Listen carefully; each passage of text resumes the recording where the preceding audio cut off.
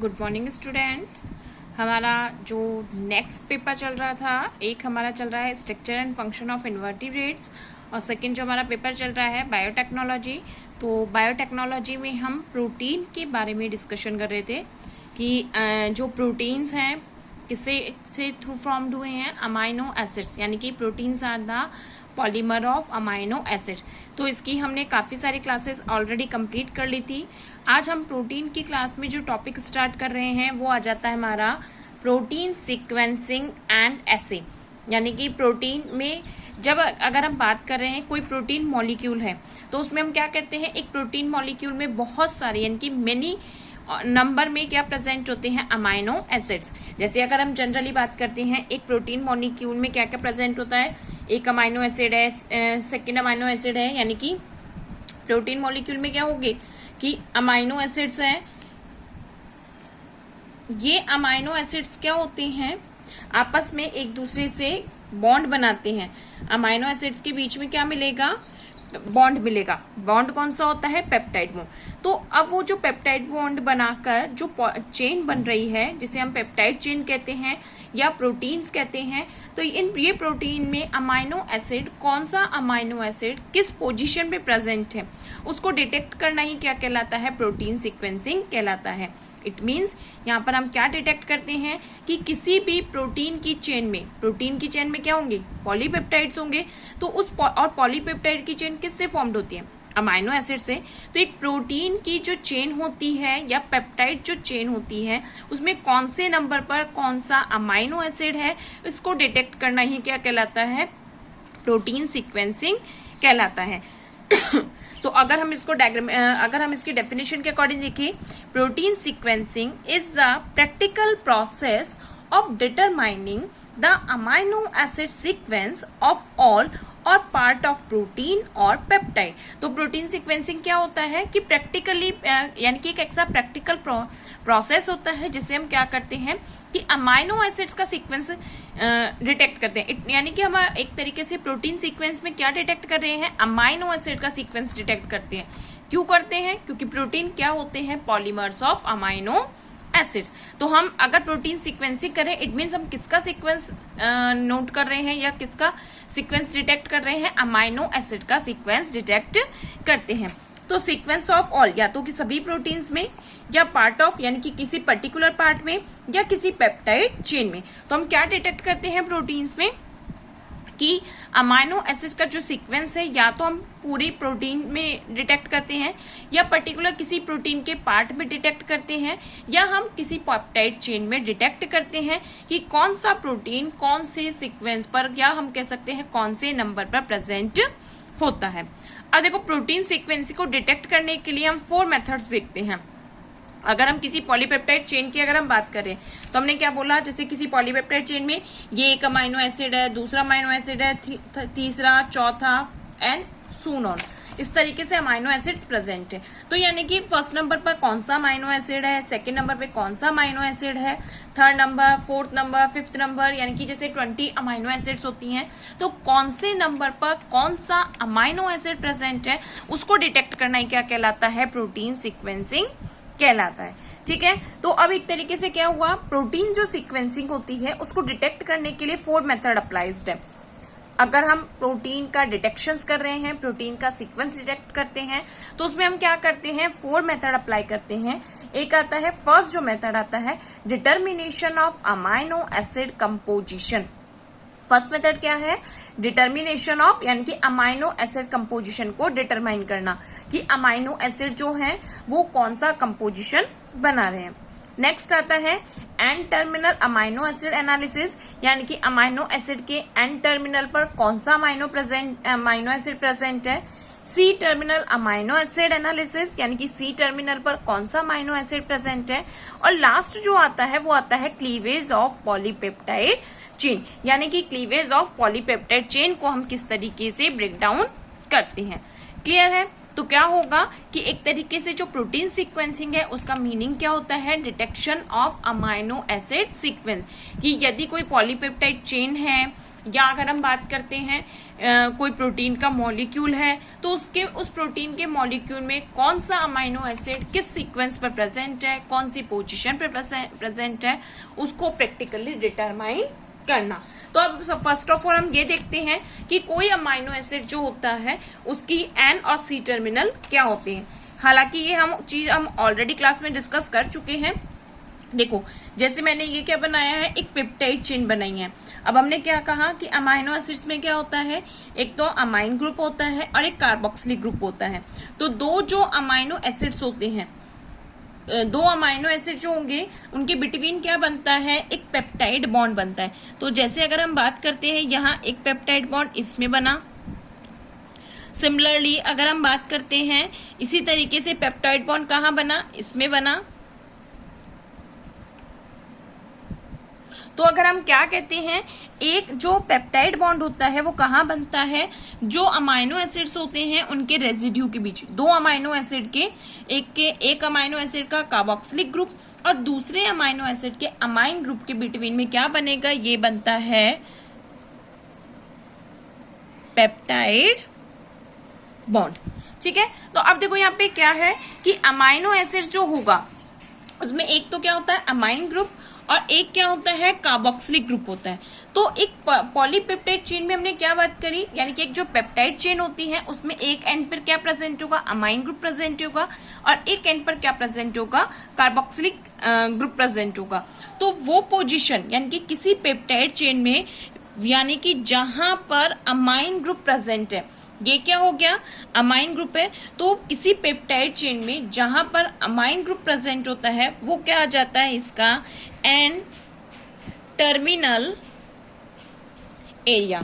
ठीक है, किसी पेप्टाइड चेन में हम क्या बात कर रहे हैं कि ये हमने एक तरीके से एक पेप्टाइड चेन बताई। तो इस पेप्टाइड चेन में क्या हो गया, वो उस चेन में एक पोजीशन पर क्या होगा, एक पे अमाइन ग्रुप प्रेजेंट होगा। तो वो एरिया या हम कह सकते हैं किसी चेन के वो पार्ट जहां पर अमाइन ग्रुप प्रेजेंट होता है वो क्या कहलाता है, एन टर्मिनल एरिया कहलाता है, एन टर्मिनल रेजिड्यू कहलाएगा।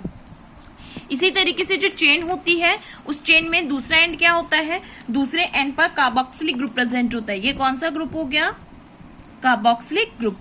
तो किसी चेन के जब दूसरे पार्ट पर क्या प्रेजेंट होगा, कार्बोक्सिलिक ग्रुप होगा, तो वो क्या होगा, वो उसका सी टर्मिनल क्या डिटेक्ट करेगा, वो उसके सी टर्मिनल को डिनोट करता है। तो हमने सेकंड जो अगर हम बात करते हैं प्रोटीन सीक्वेंसिंग में जो एनालिसिस करने के लिए बताया, एक क्या होता है N terminal amino acid analysis और दूसरा क्या होता है C terminal amino acid analysis. तो यहाँ पर हमने देखा कि एन टर्मिनल कौन सा होता है और सी टर्मिनल कौन सा होता है। क्लियर है। अब हम नेक्स्ट जो स्टार्ट कर रहे हैं कि हम वन बाय वन हमने 4 मेथड्स देखे हैं, determination of amino acid composition, N terminal amino acid analysis, C terminal amino acid analysis and cleavage of polypeptide chain. इस तरीके से हमने क्या किए हैं कि हमने 4 मेथड्स देखे हैं। अब एक एक मेथड को हम लिखकर चलते हैं।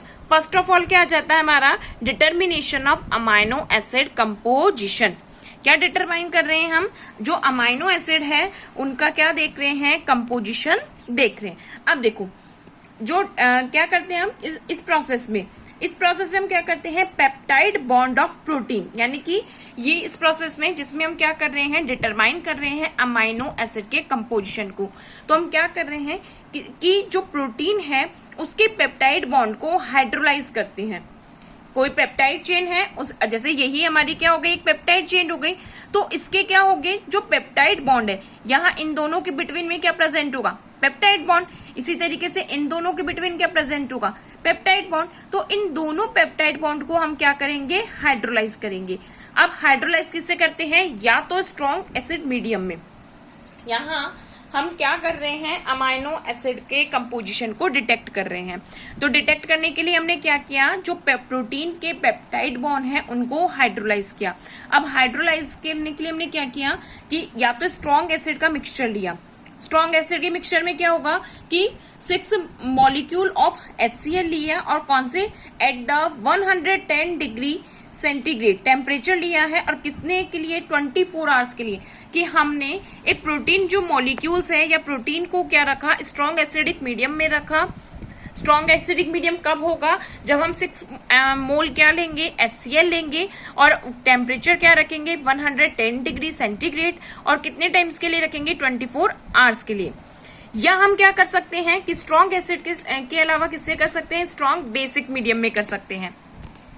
हाइड्रोलाइजेशन हम किस पे कर रहे हैं, हम स्ट्रॉन्ग बेसिक मीडियम में। तो यहाँ पर हमने क्या लिया, ये 2 to 4 मोल NaOH लिया, टेम्परेचर क्या रखा हमने 100 डिग्री सेंटीग्रेड रखा, और टाइमिंग क्या रखा है 4 to 8 आवर्स में।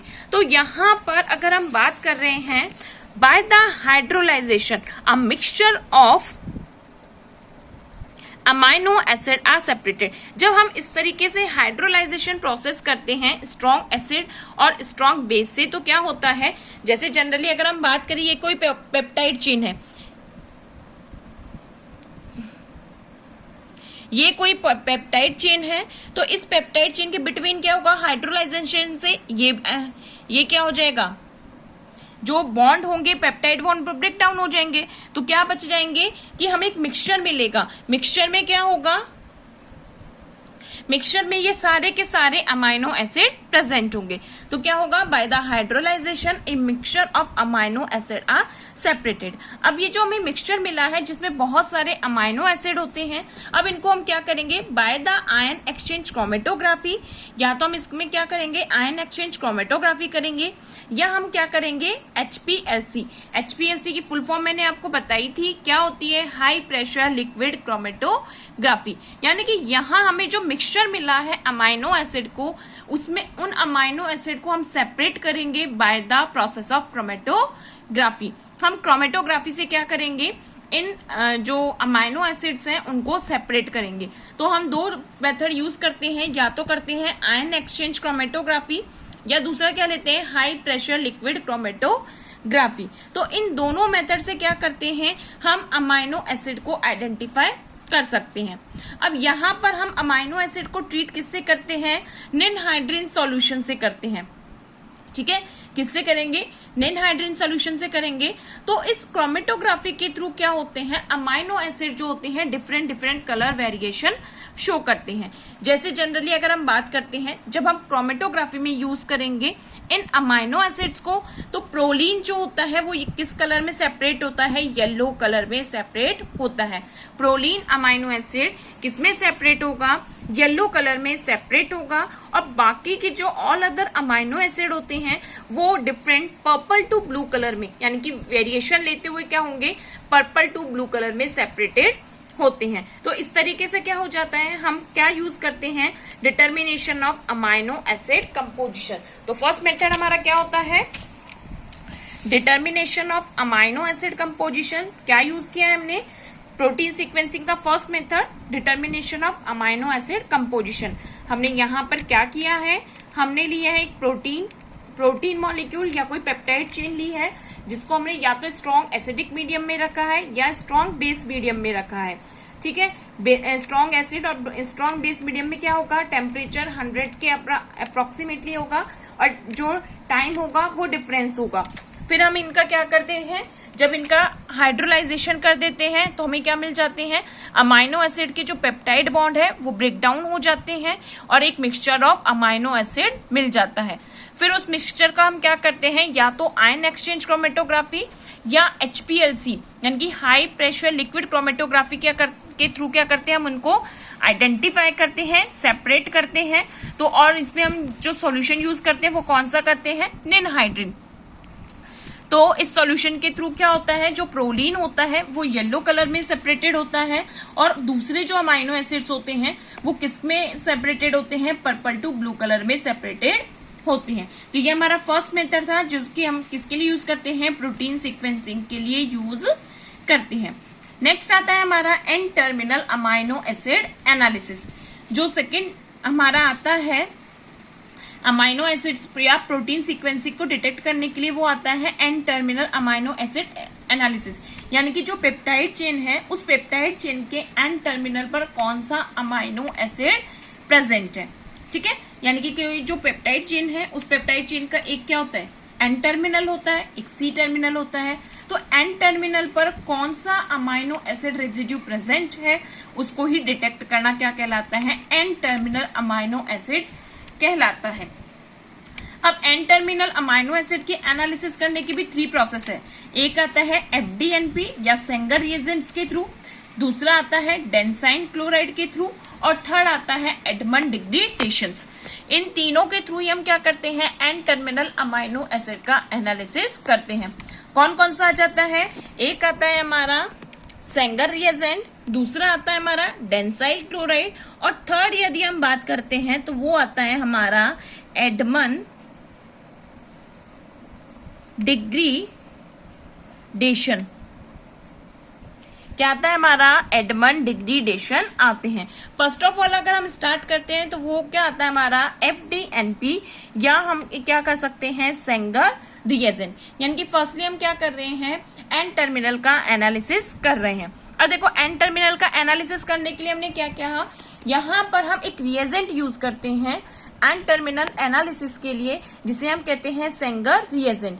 ये क्या है, FDNP 1-फ्लोरो-2,4 डाइनाइट्रोबेंजीन। क्या फुल फॉर्म है इसकी, 1-फ्लोरो-2,4, देखो 1-फ्लोरो-2,4 डाइनाइट्रोबेंजीन। 2 जगह लगी हुई है नाइट्रोन, जो नाइट्रोजन है 2 जगह लगी है। फ्लोरीन क्या हो गई, रिंग है, तो एक तरीके से क्या बेंजीन रिंग है, फ्लोरीन लग रहा है, 2 नाइट्रोजन के मॉलिक्यूल्स लग रहे हैं, तो क्या हो गया 1-फ्लोरो-2,4 डाइनाइट्रोबेंजीन।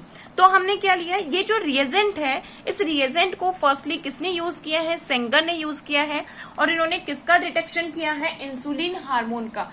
तो इंसुलिन हार्मोन की जो पेप्टाइड चेन है उसको डिटेक्ट करने के लिए सेंगर ने इस रिएजेंट को यूज किया था, इसीलिए इसको हम जनरली क्या कह देते हैं, सेंगर रिएजेंट कह देते हैं। तो अब देखो होता क्या है कि हमने सेंगर रिएजेंट लिया, सेंगर रिएजेंट, और ये क्या हो गई, एक पेप्टाइड चेन।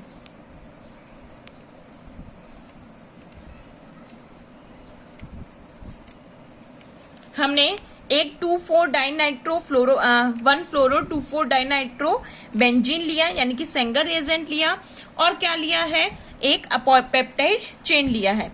तो इसका हम क्या करते हैं, इस पेप्टाइड चेन को हम एल्केलाइन मीडियम में, यहां मीडियम क्या होगा, एल्केलाइन मीडियम, यानी कि यहाँ पर जो pH होगी वो कितनी होनी चाहिए, pH जो होगी 9.5 pH पर।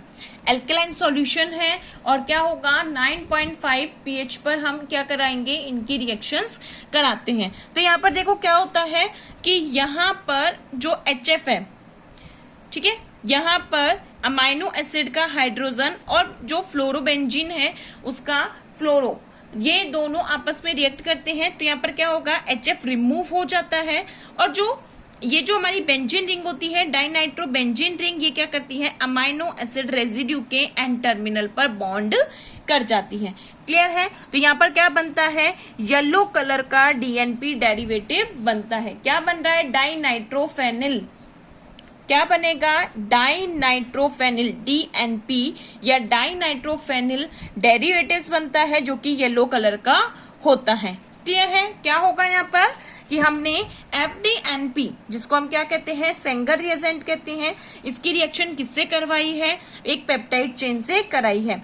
मीडियम क्या रखा है हमने, एल्केलाइन मीडियम रखा है। ध्यान नहीं कि यहाँ पे pH कितनी होनी चाहिए, 9.5। तो इस pH पर हमने क्या किया, इनकी रिएक्शन कराई।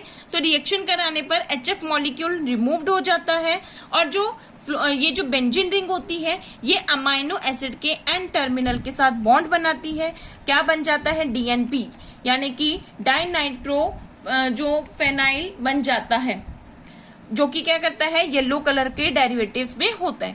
अब इसका हम क्या करते हैं, आगे हाइड्रोलाइजेशन करते हैं। फर्दर हम इसका क्या करेंगे, हाइड्रोलाइजेशन करेंगे। तो देखो अब हमने इसका क्या किया, इस जो फर्स्ट रेजिड्यू है पेप्टाइड का, हमने फर्स्ट रेजिड्यू के साथ क्या किया, हाइड्रोलाइजेशन किया। जब हम इसका हाइड्रोलाइजेशन करते हैं तो क्या होता है, वाटर का मॉलिक्यूल रिमूव्ड हो जाता है और क्या होगा, जो सेंगर रिएजेंट है वो एक अमाइनो रेजिड्यू को लेकर, ये एक अमाइनो एसिड रेजिड्यू है, ये दूसरा अमाइनो एसिड रेजिड्यू है, तो एक अमाइनो एसिड रेजिड्यू को लेकर बाहर निकल आता है और फिर हम उस अमाइनो एसिड को डिटेक्ट कर लेते हैं। तो हमारा जो नेक्स्ट प्रोसेस आता है वो क्या आता है, एन टर्मिनल अमाइनो एसिड।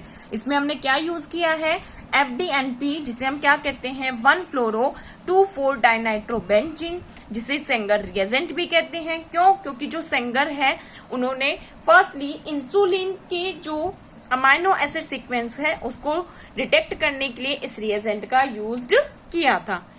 तो ये हमारी क्या आती है, सेंगर रिएजेंट के थ्रू। नेक्स्ट अगर हम बात करते हैं तो इसी में नेक्स्ट आ जाता है हमारा डेंसाइल क्लोराइड।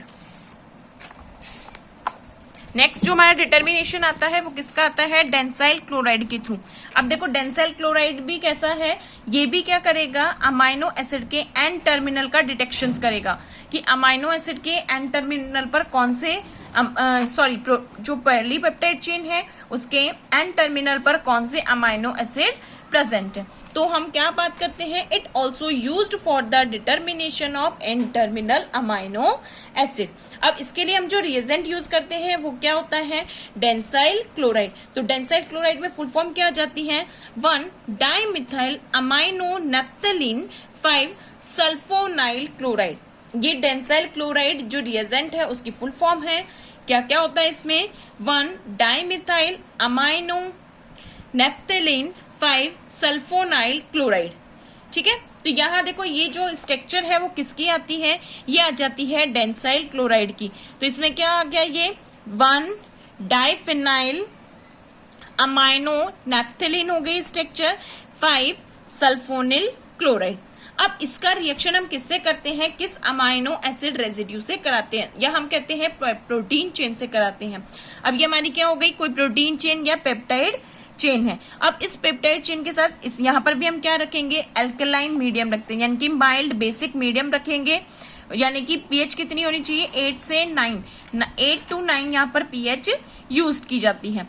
तो यहाँ पर क्या हुआ कि जो अमाइनो एसिड्स हैं डेंसाइल क्लोराइड की पेप्टाइड चेन के साथ रिएक्शन कराई, तो यहाँ पर क्या होता है, ये जो सल्फोनिल होता है, यानी कि यहाँ पर रिएक्शन किससे होगी, यहाँ ये इनके बिटवीन रिएक्शन होगी, यानी कि HCl रिमूव हो जाएगा और यहाँ पर क्या होगा, जो डेंसाइल क्लोराइड है वो अमाइनो एसिड के एन टर्मिनल के साथ बॉन्ड बना लेता है। यहाँ पर क्या हो गया, जो हमारा डेंसाइल क्लोराइड है उसने ये हमारी जो पेप्टाइड चेन है उसके एन टर्मिनल के साथ बॉन्ड बनाया है और ये जो HCl है वो क्या हो जाता है, रिमूव्ड हो जाता है। अगर हम इस रिएक्शन में बात करें तो क्या हो जाएगा, HCl का रिमूवल हुआ। अब इसके बाद जब हम इसमें देखते हैं तो आगे फर्दर हम क्या करते हैं, अगेन इसका एसिडिक हाइड्रोलाइसिस कराते हैं। ये जो हमारा कंपाउंड बना है जो डेंसाइल क्लोराइड के साथ बॉन्ड करके, पेप्टाइड चेन डेंसाइल क्लोराइड से बॉन्ड करके जो प्रोडक्ट बना रही है, इसका हम क्या करते हैं, एसिडिक मीडियम में हाइड्रोलाइजेशन करते हैं। तो यहाँ पर हम टेम्परेचर जो रखेंगे 105 डिग्री सेंटीग्रेड रखेंगे और ये जो प्रोडक्ट है या हम कह सकते हैं ये जो रिएक्शन होती है वो कितने टाइम पीरियड के लिए की जाती है, 18 आवर्स तक में की जाती है। तो यहाँ पर हाइड्रोलाइजेशन के थ्रू क्या होगा, वाटर का मॉलिक्यूल रिमूव्ड हो जाएगा। तो यहाँ पर अगेन क्या होगा, हाइड्रोलाइजेशन से वाटर का मॉलिक्यूल रिमूव्ड होगा। तो अगर हम बात करते हैं यहाँ क्या होगा, हाइड्रोलाइजेशन, ठीक है, यहाँ हमने हाइड्रोलाइजेशन करा तो क्या हो गया, यहाँ पे सॉरी ये OH है और ये H है, तो यहाँ हाइड्रोलाइजेशन हुआ तो ये जो हमारा डेंसाइल क्लोराइड है वो अमाइनो एसिड एन टर्मिनल के अमाइनो एसिड को लेकर अलग हो जाता है और फर्दर पेप्टाइड चेन चली जाती है। तो यहाँ हम जो दोनों रिएजेंट यूज कर रहे हैं कि हमने क्या यूज किया है, एक हमने यूज किया है FDNP, दूसरा हमने क्या यूज किया है, डेंसाइल क्लोराइड। दोनों में रिएजेंट में क्या होता है कि हम इस प्रोसेस को फर्दर तब तक कंटिन्यू करते हैं जब तक कि हम अमाइनो एसिड्स को डिटेक्ट नहीं कर लेते। जैसे जैसे यानी कि अगर हमने एक अमाइनो एसिड को सेपरेट कर लिया, फिर दूसरे अमाइनो एसिड को सेपरेट किया, तीसरे अमाइनो एसिड को सेपरेट किया, तो हम ये जो प्रोसेस होता है फर्दर आगे जब तक कि पेप्टाइड चेन है कंटिन्यू करते रहते हैं। अब यहाँ जब हम टेंसाइल क्लोराइड को यूज करके ये प्रोसेस करते हैं तो यहाँ जो रिएजेंट बनता है वो कैसा बनता है, फ्लोरोसेंट डेरिवेटिव बनता है। जैसे हमारा वहां पे क्या बना था, डीएनपी बना था, येलो कलर का डेरिवेटिव था, इसी तरीके से यहाँ पर जो बनता है वो फ्लोरोसेंट डेरिवेटिव बनता है। टेंसाइल क्लोराइड का कैसा बनेगा, फ्लोरोसेंट डेरिवेटिव। तो इस तरीके से हम क्या करते हैं, एन टर्मिनल पर प्रेजेंट अमाइनो एसिड्स को डिटेक्ट कर लेते हैं। और जैसे जैसे हमारे अमाइनो एसिड डिटेक्ट होते जाते हैं हम उस अमाइनो एसिड के, या हम कह सकते हैं उस पेप्टाइड चेन में क्या करते हैं, प्रोटीन का जो सीक्वेंस होता है, अमाइनो एसिड का जो सीक्वेंस होता है उसको डिटेक्ट कर पाते हैं। तो ये हमारा कौन सा मेथड हुआ, एन टर्मिनल मेथड। अब एन टर्मिनल मेथड का नेक्स्ट जो प्रोसेस आता है वो आता है हमारा एडमंड डिग्रेडेशन। ये भी क्या है, एडमंड डिग्रेडेशन भी क्या होगा, एन टर्मिनल पर प्रेजेंट अमाइनो एसिड सीक्वेंस को डिटेक्ट करने पर काम आएगा।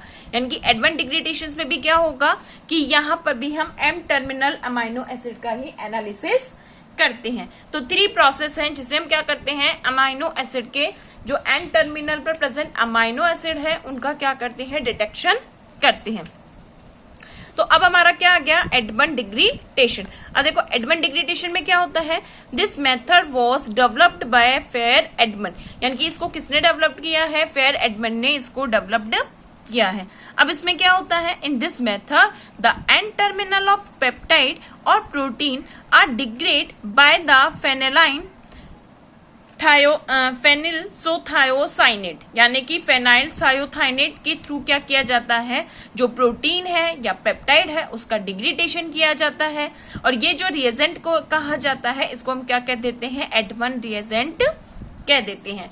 जैसे कि अभी हमने क्या बात करा, अभी हमने सेंगर रिएजेंट की बात करी, हमने डेंसाइल क्लोराइड रिएजेंट की बात करी। इसी तरीके का रिएजेंट कौन सा आता है, एडमंड रिएजेंट आता है, जिसको यूज किसने किया है, फेयर एडमंड ने किया है, इसलिए इसको हम क्या कह देते हैं, एडमंड रिएजेंट कह देते हैं। रिएजेंट का नाम क्या है, फेनाइल सोथायोसाइनेट, फेनिलोसोथायोसाइनेट, ये कौन सा है, एडमंड रिएजेंट है। अब देखो क्या करता है ये रिएजेंट, जैसे अगर हमने बात करी ये कोई पेप्टाइड चेन है, इस पेप्टाइड चेन में क्या हो गया कि हमने बात करी एलालिन है, ग्लाइसिन है, फेनिल है, एस्पार्टिन है, आर्सिनिन है, ये एक अमाइनो एसिड रेजिड्यू किसी पेप्टाइड चेन में बॉन्ड किए हुए हैं।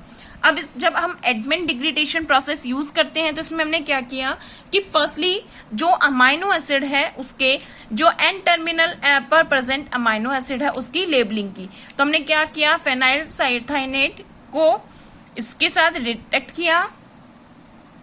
फर्स्टली हम क्या कर रहे हैं कि इस पूरे एडमंड डिग्रेडेशन के प्रोसेस में होता क्या है, हमने क्या किया कि जो फर्स्ट नंबर पर प्रेजेंट जो अमाइनो एसिड है, एन टर्मिनल पर प्रेजेंट जो अमाइनो एसिड है उसकी लेबलिंग की कि सपोज करो हमने ये लेबलिंग रिएजेंट यूज किया, ये हमने क्या किया, इसको लेबल कर लिया। फर्स्ट पे कौन सा है, एलालिन, इसको हमने लेबल कर लिया। फिर नेक्स्ट क्या किया हमने, फिर इसको रिमूव किया एंड फर्स्ट रेजिड्यू। अब हमने क्या किया कि एलालिन को जब इसके साथ बॉन्ड करते हैं, इसको सपोज करो ये पहले से प्रेजेंट नहीं है,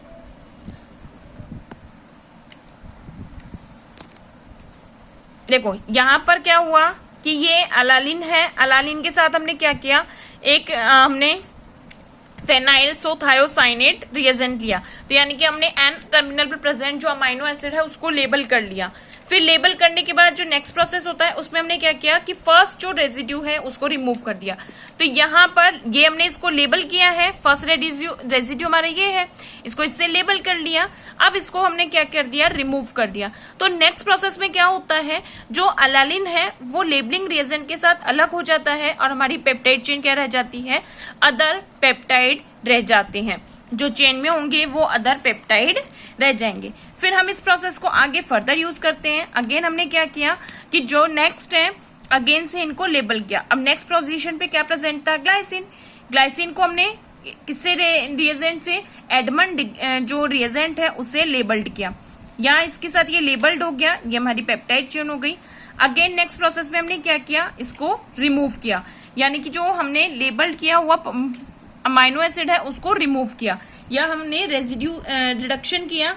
तो ये क्या होगा, जो लेबलिंग रिएजेंट होता है एडमंड रिएजेंट, वो अमाइनो एसिड रेजिड्यू को लेकर अलग हो जाता है और हमारी पेप्टाइड चेन रह जाती है। अब फर्दर इस प्रोसेस को हम आगे कंटिन्यू करते हैं, और इससे क्या होता है कि आगे जैसे जैसे प्रोसेस कन्वे होता जाता है, अमाइनो एसिड जो रेजिड्यू होते हैं वो किसके साथ, एडमंड रिएजेंट के साथ बॉन्ड बनाते चले जाते हैं। और जब ये फर्दर आगे बॉन्ड बनाते चले जाते हैं तो इनका आगे हम क्या कर देंगे, जैसे ये है, अब इसका हम क्या कर देंगे, हाइड्रोलाइजेशन कर देंगे।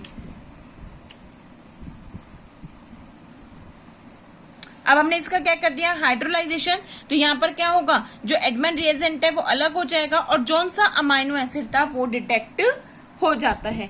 तो इसमें क्या कर सकते हैं, हम डायरेक्टली अमाइनो एसिड जो होंगे उसके सीक्वेंस को डिटेक्ट कर लेते हैं।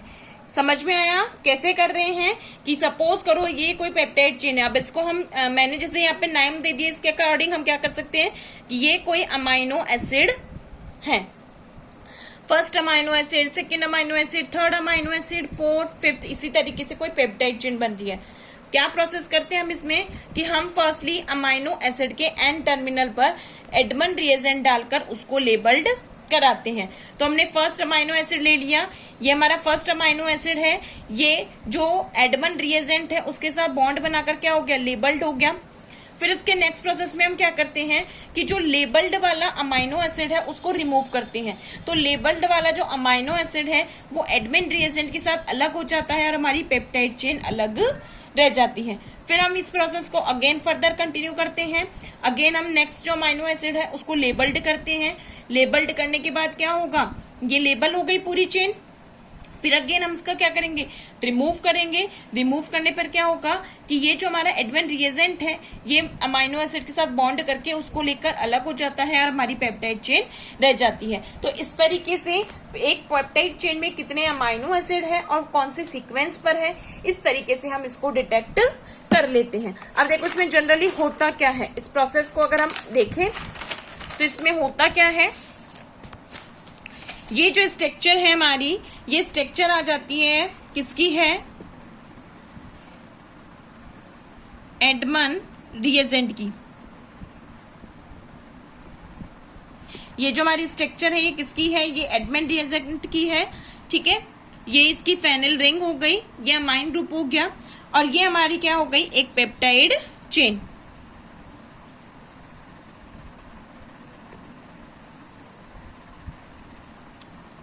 ये क्या हो गई, हमारी पेप्टाइड चेन हो गई। अब देखो इसमें होता क्या है, यहाँ पर ये इलेक्ट्रोफिलिक नेचर की है, ये इलेक्ट्रो, तो यहाँ से क्या होगा, इलेक्ट्रॉन यहाँ ट्रांसफर होगा और यहाँ से इलेक्ट्रॉन यहाँ ट्रांसफर होगा। तो ये जो एडमंड रिएजेंट होता है ये पेप्टाइड चेन के साथ बॉन्ड करता है, क्या बन जाता है कि यहाँ कार्बन और अमाइनो एसिड के एंड टर्मिनल के बीच में क्या बन जाता है, हम कह सकते हैं इलेक्ट्रोस्टैटिक एक तरीके से ब्रिज बन जाता है। तो यहाँ पर ये नेगेटिव चार्ज आ जाता है इस पर, और जो अमाइनो एसिड रेजिड्यू है उस पर क्या आ जाता है, उसके हाइड्रोजन आयन पर पॉजिटिव चार्ज आ जाता है, यानी कि इनमें चार्ज एक्सचेंज होता है। ये फर्दर आगे प्रोसेस होगा, चार्ज जो होगा वो ट्रांसफर होगा। अब यहाँ से देखो ये चार्ज कहाँ ट्रांसफर हो गया, यहाँ, तो यहाँ डबल बॉन्ड आ गया, यहाँ हम क्या हो गया, हाइड्रोजन हो गया। अब इसको क्या करते हैं, इसको हम HCl के साथ ट्रीटमेंट करते हैं, ये हमारा क्या बन जाता है, फेनिल थायोएसीटेट बन जाता है। जब हम इसमें क्या करते हैं, फेनिल यहाँ आगे फर्दर एडमंड रिएजेंट के साथ रिएक्ट करवाते हैं तो क्या बन जाता है हमारा, फेनाइल थायोएसीटेट। क्या बन जाता है, फेनाइल थायोएसीटेट बन जाता है। अब इस फेनाइल थायोएसीटेट का हम आगे ट्रीटमेंट कराते हैं किसके थ्रू, HCl से। HCl के थ्रू इसका ट्रीटमेंट कराते हैं तो यहाँ पर साइकिलाइजेशन होता है और क्या बन जाता है इसका, थायोजोलाइन डेरिवेटिव्स। यहाँ जो डेरिवेटिव बनता है वो क्या बन जाता है, थायोजोलानिन डेरिवेटिव्स बन जाता है। यह पूरा जो कंपाउंड होता है इसके थ्रू क्या बन जाता है, थायोजोलाइन डेरिवेटिव्स बन जाता है। यानी कि ये इसने क्या किया, जो अमाइनो एसिड है उसके फर्स्ट रेजिड्यू के साथ बॉन्ड बना के क्या बना लिया, थायोजोलाइन डेरिवेटिव बना लिया। अब फर्दर जब हम आगे इसका प्रोसेस करते हैं तो क्या होता है, ये बनाता है फेनाइल थायोहाइड्रेनेशन डेरिवेटिव, यानी कि यहाँ पर ये इसको रिमूव कर लेता है। पहले हमने इसको लेबल किया अमाइनो एसिड्स के साथ, हमने इस प्रोसेस में तो क्या किया है, जो हमारा एडवेंट रिएजेंट है वो अमाइनो एसिड के साथ बॉन्ड करके क्या बना लेता है, एक तरीके से जो एडवेंट रिएजेंट और किसके साथ, अमाइनो एसिड के साथ बॉन्ड बनाकर उसको लेबल्ड कर लेता है। अब क्योंकि ये इलेक्ट्रोफिलिक और इलेक्ट्रॉन जो फोबिक है नेचर होते हैं, तो इनमें क्या होता है, चार्जिंग का रोटेशन होता रहता है, जो इलेक्ट्रॉन है वो ट्रांसफर होते रहते हैं। इलेक्ट्रॉन के ट्रांसफर की वजह से इसमें क्या चलता रहता है, साइकिलाइजेशन चलता रहता है और क्या बन जाता है, थायोजोलाइन डेरिवेटिव्स बन जाता है। फिर फर्दर अगर हम आगे बात करते हैं, फिर इसका हम आगे क्या करते हैं, लेबलिंग करने के बाद इसका रिमूवल कराते हैं। तो रिमूवल कराने पर जो एडवेंट रिएजेंट है वो एक अमाइनो एसिड को रेजिड्यू को लेकर अलग हो जाता है और नेक्स्ट जो पेप्टाइड चेन है वो अलग हो जाती है। तो इस तरीके से हम ये तीन प्रोसेस हैं जो क्या यूज करते हैं, हम अमाइनो एसिड के एन टर्मिनल पर प्रेजेंट अमाइनो एसिड के सीक्वेंस को डिटेक्ट करने में यूज करते हैं। कौन कौन सा है, देखो फर्स्ट हमने प्रोटीन सीक्वेंसिंग की बात करी। तो प्रोटीन सीक्वेंसिंग का मीन्स क्या होता है कि हम प्रैक्टिकली जो एक प्रोटीन चेन है या हमारी जो पेप्टाइड चेन है उनमें अमाइनो एसिड कौन से पोजीशन पे प्रेजेंट है उनको डिटेक्ट करना, प्रैक्टिकली वो ही हमारा क्या कहलाता है, प्रोटीन सीक्वेंसिंग कहलाता है। अब प्रोटीन सीक्वेंसिंग के लिए हमने क्या कहा कि हम जनरली 4 मेथड यूज करते हैं प्रोटीन सीक्वेंसिंग के लिए। कौन कौन सा, determination of amino acid composition, N terminal amino acid analysis, C terminal amino acid analysis and cleavage of polypeptide chain. आज की क्लास में हमने 2 चीजें पढ़ी हैं, एक पढ़ी हमने determination of amino acid composition और सेकंड पढ़ा है हमने N terminal amino acid analysis. तो देखो जो फर्स्ट हमने पढ़ा था determination of amino acid composition, इसके लिए हमने क्या किया कि हम जो पेप्टाइड चेन है या प्रोटीन का जो मॉलिक्यूल होता है उसका क्या कराते हैं, हाइड्रोलाइजेशन कराते हैं।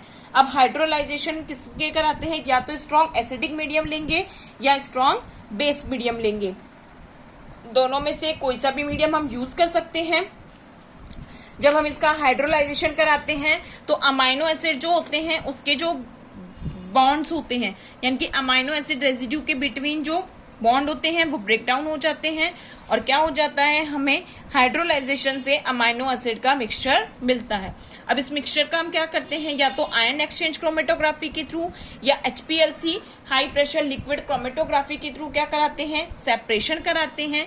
यहाँ पर हम निनहाइड्रिन सॉल्यूशन लेते हैं तो प्रोलीन जो होता है वो जनरली येलो कलर देता है और जितने भी अमाइनो एसिड्स होते हैं वो पर्पल टू जो ब्लू कलर होता है उस पर सेपरेटेड होते हैं। तो यहाँ हम क्या करते हैं, डिटरमाइन कर लेते हैं अमाइनो एसिड कंपोजिशन का। नेक्स्ट जो आता है वो आता है हमारा N terminal amino acid analysis.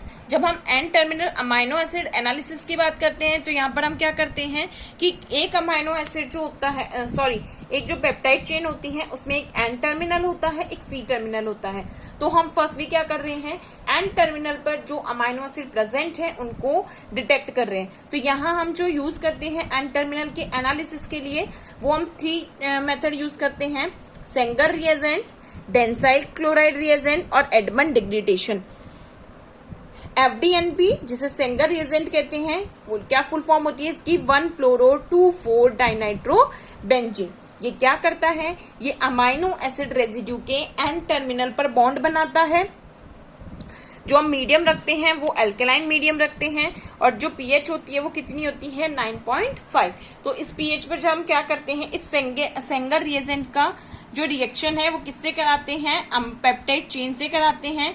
तो क्या बनता है, एक येलो कलर का DNP डेरिवेटिव बनता है। DNP यानी कि डाइनाइट्रोफेनाइल जो डेरिवेटिव है बनता है। फिर इसका फर्दर हम हाइड्रोलाइजेशन कराते हैं तो जो सेंगर रिएजेंट होता है वो एक अमाइनो एसिड रेजिड्यू को लेकर अलग हो जाता है और हमारी पेप्टाइड चेन अलग हो जाती है। तो इस तरीके से हम क्या करते हैं और आगे के और हम फिर हम क्या कर सकते हैं, इस सेंगर रिएजेंट को अलग करके अमाइनो एसिड को पता लगा सकते हैं कि वो कौन सा अमाइनो एसिड है। और इसी तरीके से हम क्या करते हैं, इस प्रोसेस को आगे फर्दर कंटिन्यू करते हैं जिससे हम और दूसरे अमाइनो एसिड रेजिड्यू को भी पता कर सके। सिमिलरली हम प्रोसेस किसके साथ यूज करते हैं, डेंसाइल क्लोराइड के साथ यूज्ड करते हैं। किसके साथ यूज कर रहे हैं, डेंसाइल क्लोराइड। तो डेंसाइल क्लोराइड में जो रिएजेंट होता है 1 डाइमिथाइल अमाइनो नेफ्थेलिन 5 सल्फोनाइल क्लोराइड, ये इसकी स्ट्रक्चर है। ये सल्फोनाइल क्लोराइड जो होता है अमाइनो एसिड के एन टर्मिनल से बॉन्ड बनाता है और फिर इसका हम क्या करते हैं, एसिडिक मीडियम में हाइड्रोलाइजेशन करते हैं। तो जैसे कि हमने किसमें किया है, सेंगर रिएजेंट में किया है। सिमिलरली क्या होगा कि ये सल्फोनिल जो क्लोराइड होता है ये अमाइनो एसिड एन टर्मिनल के अमाइनो एसिड को लेकर अलग हो जाता है, क्या बनाता है, फ्लोरोसेंट डेरिवेटिव्स बनाता है। नेक्स्ट जो हम प्रोसेस यूज करते हैं एन टर्मिनल एनालिसिस के लिए, वो क्या करते हैं, एडमंड डिग्रेडेशन यूज करते हैं। एडमंड डिग्रेडेशन जो क्या है, किसने, फेयर एडमंड ने यूज किया है। यहाँ पर हम रिएजेंट को क्या करते हैं कि जो एक अमाइनो एसिड चेन होती है उसमें, या हम कह सकते हैं पॉलीपेप्टाइड जो चेन होती है उसको पहले हम क्या करते हैं, एडमंड रिएजेंट से लेबल कराते हैं। लेबल कराने पर वो अमाइनो एसिड से बॉन्ड कर जाता है, फिर उसको हम क्या करा देते हैं, रिमूव करा देते हैं। और रिमूव कराने पर एक एक अमाइनो एसिड जो होता है वो एडमंड रिएजेंट के साथ सेपरेटेड होता चला जाता है। तो इस तरीके से हम क्या करते हैं, एन टर्मिनल को डिटेक्ट करते हैं। नेक्स्ट क्लास में हम सी टर्मिनल तथा जो पेप्टाइड बॉन्ड है उसके क्लीवेज के बारे में डिस्कशन करेंगे। Thank you students.